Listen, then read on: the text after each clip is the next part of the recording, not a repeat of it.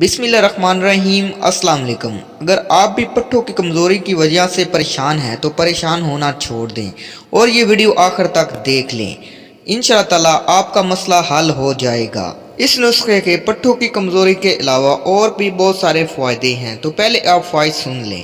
یہ نسخہ منی کو خوب گاڑھا کرتا ہے، ٹائمنگ بحال کرتا ہے۔ اگر آپ کے جراثیم میں کمی ہے تو اس کو یہ دور کر دیتا ہے۔ جسمانی طاقت اور پٹھوں کی کمزوری، دماغ کی کمزوری، اعصاب کو خوب طاقت دیتا ہے اور آپ کو چست بناتا ہے۔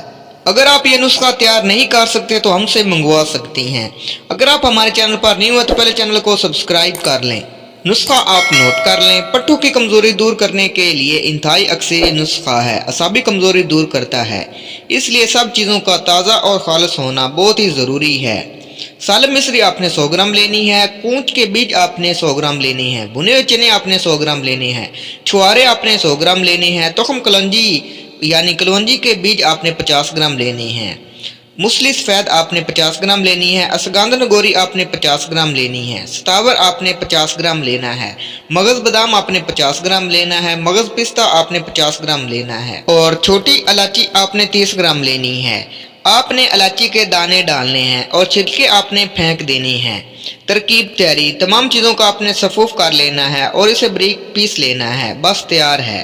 اگر آپ معجون بنانا چاہتے ہیں تو حسب ضرورت شہد مکس کر لیں اور معجون تیار کر لیں۔